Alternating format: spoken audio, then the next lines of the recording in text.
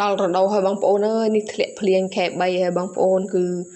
ត្រូវដាំហើយបងប្អូនអើយខ្ញុំនេះទៀតហើយចាប់ផ្ដើមទៀតហើយនឹមគ្នាកាបបងប្អូនអើយអ្នកភូមិអ្នកស្រុកខ្ញុំគឺកាបខ្លាំងមែនទែនចាអូយតែមានអ្នកតានេះគឺគិតចង់កាបខ្លាំងមែនទែនបងប្អូនគឺមួយបាច់នេះណាមួយបាច់500រៀលណាបងប្អូនចាគឺបាច់នេះសំណុំដេបងប្អូនចានេះនេះដែលខ្ញុំថតឲ្យបងប្អូនមើលនេះគឺបាច់ចេឯងគេកាបមួយបាច់500រៀលចាគឺដណ្ដើមគ្នាកាបចាគឺនិយាយទូសបាយមួយយ៉ាងដែរបងប្អូនព្រោះយើងអង្គុយនិយាយគ្នាលេងហើយក៏បានលុយទៀតចាគឺចំណេញខ្លាំងមែនទែនចាគឺយូរយើងជួបគ្នាម្ដងយើងនិយាយគ្នាលេងហើយយើងបានលុយចាគឺពិតមែនបានលុយមែនបងប្អូនគឺនិយាយវឹសល្ងាចទូបានលុយដល់ពេលទៅសរុបបាច់ទូក៏បានលុយណាបងប្អូនចាគឺមួយថ្ងៃពួកគាត់កាប់បាន20000រៀលចាណាបងប្អូន20000រៀលខ្លះក៏បាន15000រៀលចេះទៅខ្លះអ្នកកាប់លឿនក៏បាន30000ចេះទៅបងប្អូនចាគឺកាប់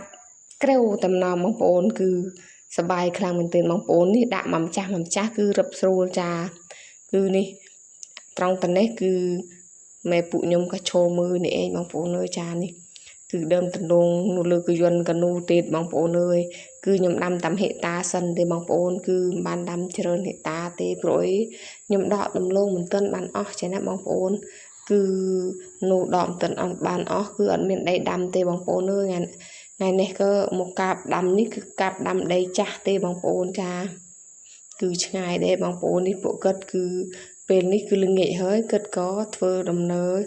ចេញទៅផ្ទះសិនគាត់ថាចាំស្អែកគាត់មកកាប់ទៀតចេះណាបងប្អូនចានេះគាត់ធ្វើដំណើរទៅផ្ទះហើយបងប្អូនគឺពេលដែលយើងបានដំណលងកាប់ក៏ប្រាប់គាត់មកចេះណាបងប្អូនចានេះគឺអ្នកស្រុកអ្នកភូមិខ្ញុំគឺបែបនេះឯងបងប្អូនគឺឲ្យតែមានតនីក៏មកអង្គុយនិយាយគ្នាលេងបានលុយចាវីដេអូខ្ញុំមានតែប៉ុណ្ណេះបងប្អូនបាយជម្រាបលា